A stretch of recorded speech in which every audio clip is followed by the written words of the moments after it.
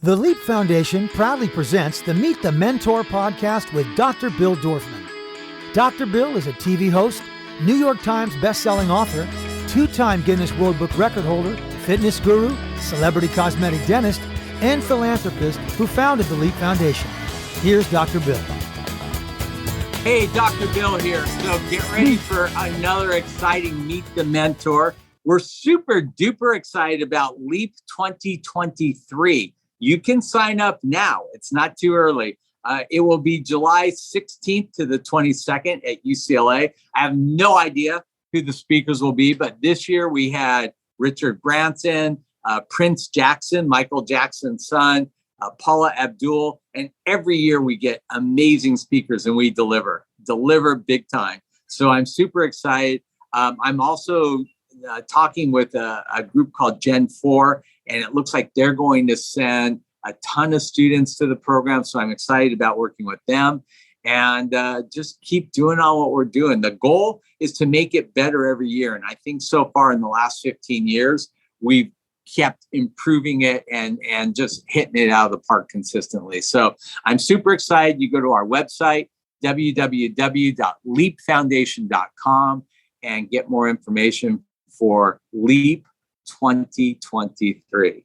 Without further ado, I'd like to introduce you to our Meet the Mentor. This is Dr. Gayle Madeleine Randall. She brings nearly 40 years of direct experience as a physician, scientist, cross-cultural practitioner, administrator, and writer to her endeavors. Dr. Randall has merged the cutting-edge knowledge of internal, integrative, and functional gastroenterology medicine together to address wellness and chronic disease through new cellular messaging technology and biomimicry. Wow, that's a lot. That's a lot. Dr. Randall has always believed in creating health from the inside out. Her practice focuses on optimizing the functioning of the body, particularly the gut, in utilizing holistic methods based in therapeutic, based in science. Her proactive systems-oriented approach places patient and practitioner in therapeutic partnership. It focuses on the root cause of illness rather than the Western focus on symptoms. Dr. Randall loves to scientifically track the hidden causes of a disease, the environment, the genetic or lifestyles that interact with it. She transforms health, providing individual treatments with diet, exercise, and micronutrient therapy to optimize metabolism and gut balance. Dr. Randall believes every patient can achieve their highest expression of health, and she's here to tell you all about it. Good day to you, Dr. Randall. How are you? Thank you. That's a very fancy way of saying, I like to get to the root cause, and it all comes from UCLA, where you're going to go back to, my alma mater, where people do think outside the box. That's where I had the first integrative educational for medical students at UCLA and therapies. First one at UCLA. So I'm thinking you probably started practicing in a very conventional way and then transitioned into this new kind of holistic approach. When and how did that all happen? I know everybody thinks that, but I was always an outside of the box person, but I did learn all the cutting edge science stuff too, because I love that too. So I've always seen it as two sides that need to bridge together. So I don't think of it as one thing or the other. I've always thought of it as a one whole picture. But of course, I was presented with the traditional, what you think of as Western medicine stuff first, but I spent a lot of time with indigenous cultures. So it was ingrained in me, the holism and the holistic picture. So talk to me about the evolution of your practice, like straight out of medical school. Give me kind of an idea as to your roadmap to success. Yeah, well, they liked me very much at UCLA. One thing is work hard, never give up. I mean, I had to pay my own way through school. So I worked and I went to school. Also, either I worked during the day or I worked at night, and I went to school in the alternate space that was open because I had to pay for it myself. So But the thing is, if you really, focus on what that future is you want, what you think you can manifest. So don't just keep putting in the time. You'll get there before you know it. That 4 years before you get to go to medical school, it's over, and then you're in. So if you just keep plodding away and paying your bill and staying positive and staying focused on the future, it happens. So what were you manifesting? And tell me what it looks like today. What I was manifesting is a way to serve medicine, because I always thought medicine was the way for me. And I've always been a very compassionate, healing person to other people. And I wanted to express that with some clout, with some, degrees and stuff. So that was my goal, is to get those degrees and have that clout, so I might be able to bring in some new kinds of medicine, which is the alternative integrative piece. So what is it that you do medically that's so different from quote unquote traditional practitioners? I'm educated in like 20 different modalities, and I don't want the young guests to be like, oh my God, I can barely get through the one I have. I've had that happen before when I talk to medical students. But don't think of it that way. Just think of your life as a, it's full of different tools that you can call upon. Whatever you find it works best in your own hands, that's what you want in your practice. You want to get that little, immerse yourself in whatever that is. Maybe acupuncture, maybe massage, maybe something as simple as teaching your patient a meditation or how to breathe. That's so key now. And that's a very simple technique, but a very powerful technique. So if you want to be a doctor, if you know some of these very simple things to do, you're going to help your patients that much more. When we did studies at UCLA, we showed that every time we added something alternative, people did better, 100% of the time. So if you can get something 100% of the time, that's pretty phenomenal. So just be open to what else is out there. And of course, do your basics. If you're interested in medicine, you got to do your basics, and but be open to the other tools as well.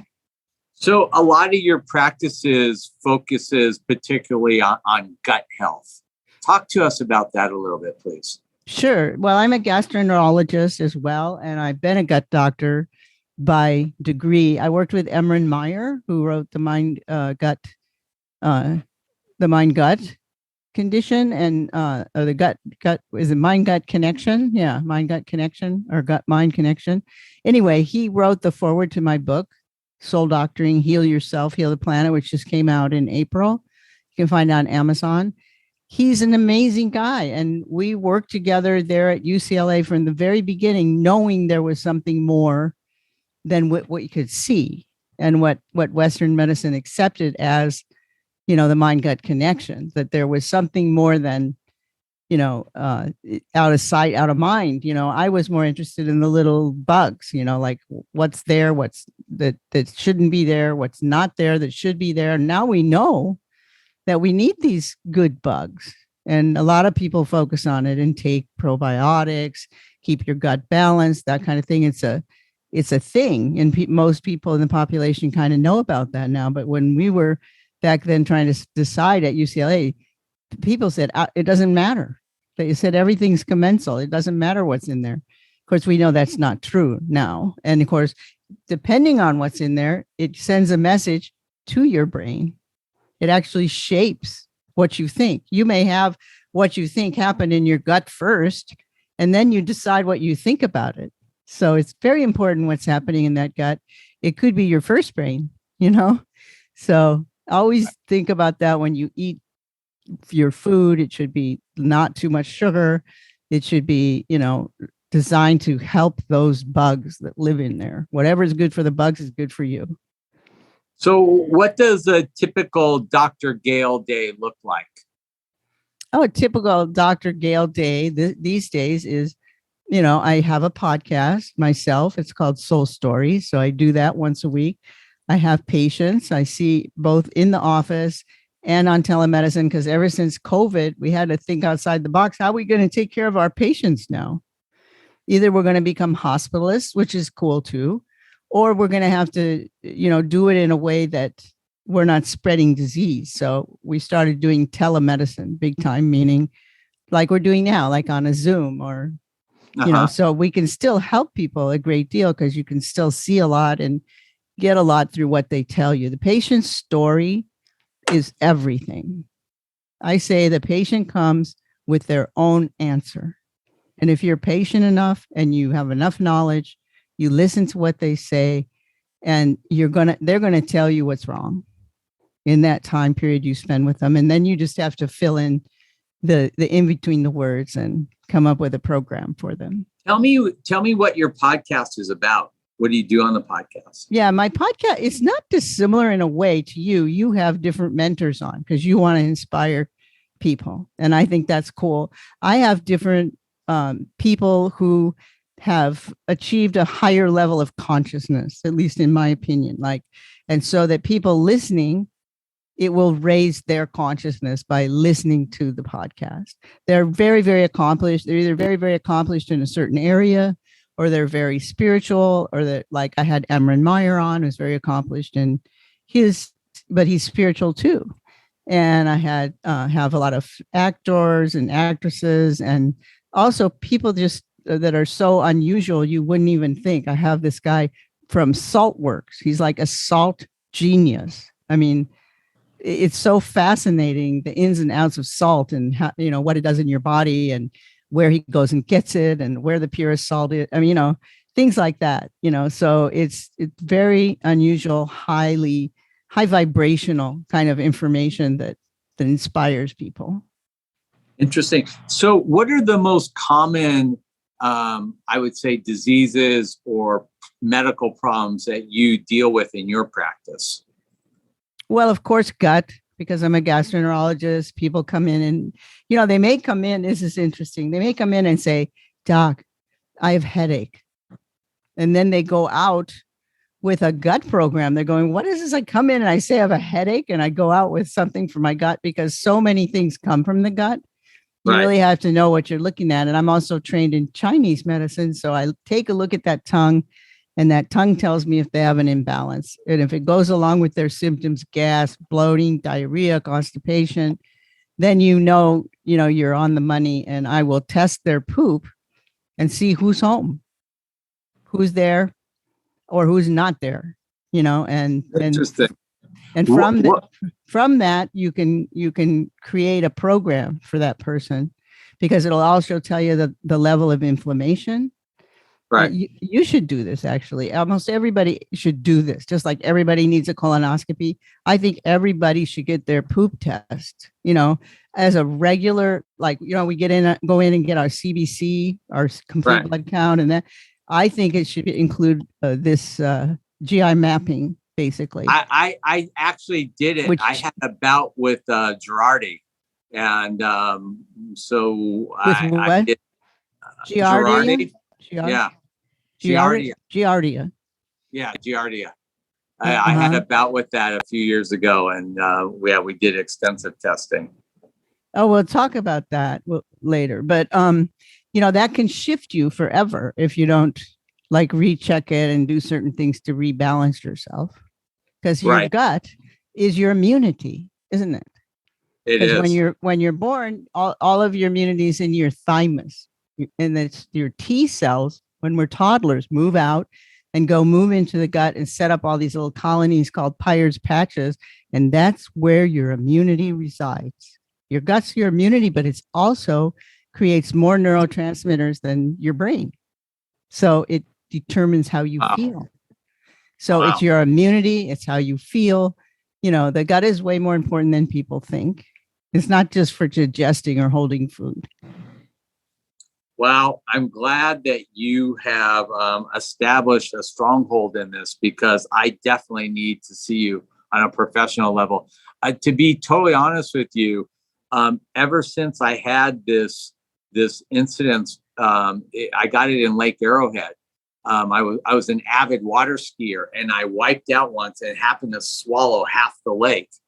And my gut has never been the same since. No, a lot of people say that once a parasite moves in, it's not the same, but it can be.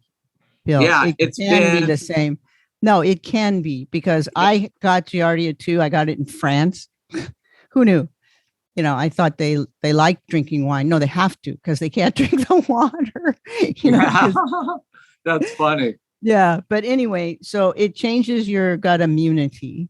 Another way of looking at it, a lot of docs will say, well, something rode in on its back. Well, perhaps, but the best way to do is check. But this DNA GI mapping test that we do will tell you your entire microbiome. And, wow. Plus, are you inflamed? Are you not inflamed? Can you, how much digestive capability do you have, and all of this? So it's a really good informational test to do for anybody with, and like I said, I think it's going to become like part of your standard test that you get when you go to the doctor, because it's good to know where you start from. Yeah, I'm a big supporter. So, medicine has certainly changed a lot since you and I graduated from medical school and dental schools. Today you're running multiple businesses. I mean, you've got your medical practice, you've got a podcast. Mm-hmm. What else are you doing that generates business for you? Well, I created a line of supplements. So I do that, but I don't think everybody needs to do all that. Although that's since entrepreneurism is a bigger deal now, it's worth checking into for our young listeners, because if you do have more than one area that you're drawing income from, you're going to be easier to succeed. But first, like I said, do your basics. If you want to go into medicine, do medicine. And then you can add in the other things that serve you, that interest you, that get you excited. But you don't have to. You can be a doctor. And the doctor does a lot of things, wears a lot of hats. A doctor is sort of a therapist. A doctor is sort of, the captain of the ship. He will send you off to other doctors that know what to do with you. So there's certainly no shame in that. Agreed.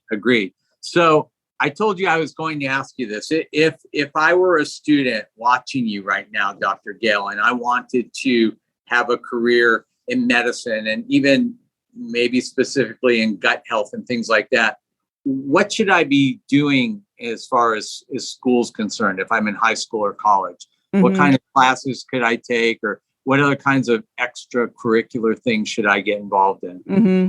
Oh, I can tell you that, because not only did I do it, but I also was on the acceptance committee, at UCLA. I was a professor there for 15 years. So I accepted medical students, and then I had students, that followed me around. And then in the higher levels, I accepted, fellows into the specialty program, things like that. So I know what to do and what to look for. So if you want to be a doctor and you want to get into medical school, you want to kind of do maybe go to the university, meet someone who wants help in their lab, and then learn directly from that person. And it looks good on your resume. It does good for your knowledge, and you might even find something you're interested in. So that's one way of doing it. Yeah, we're really big on, kind of advising students to find great mentors and really spend time with them. I mean, there's really no way to know how you're going to like the field that you've mm-hmm. never spent any time in. So the other thing is go find a clinician such as myself. Say you're interested in integrative medicine. I have patients come find me all the time. I just had one from Arabia. I said, can I please follow you around? Or two. Mm-hmm. Absolutely. Come on in. And I show them what I do and how I do it, and they're just fascinated with it. So they want to know the other ways to heal as well as traditional medicine. Cool. So, if students want to follow you or get in touch with you, what's the best way? Yeah, just go on my website, drgm or drgmrandall.com, and call me, and I'll say yes. So it's Dr. G like Gary, M like Mary, Randall, RANDALL.com. Correct. Yeah. Okay. And I always like to end on this one. What's next? What's next? Well, what's next is to get my book out there, start lecturing on the teachings in the book, and write the next one. Awesome. Yeah, I'm going to do one sort of like it's going to be all about nutrition. Not that that's already in my current book, Soul Doctoring, Heal Yourself, Heal the Planet, on Amazon, but it's a more focused, and it's going to have recipes with a story behind each recipe. Where did it come from? Cool. Why is it important for what health conditions, and so forth? Awesome. Well, mark your calendar for July 21st in 2023. And if you're available, I'd love to have you come to LEAP as a mentor. We'll have about 100 different professionals there, and students get to sit and talk to you for 30 minutes when we rotate. It's like speed dating. So let's do it. Yeah, if that date works out, I'll have James contact you. Write down July 21st, 2023. All right. That's exciting. I'd love to talk too. I'd love to come. Love to come. Okay. Well, I'm going to come in as a patient, so you're going to see me next week. Okay. All right. Okay. I look All forward right. to it. Thank you, Dr. Gayle. Dr. right. Bill, over and out. To learn more about the LEAP Foundation, go to leapfoundation.com or find us on Facebook at facebook.com/LEAP Foundation or on Instagram at LEAP Foundation. Listen to the Meet the Mentor podcast with Dr. Bill Dorfman on Apple Podcasts, Google Podcasts, Spotify, Stitcher, or wherever you listen to your favorite podcast.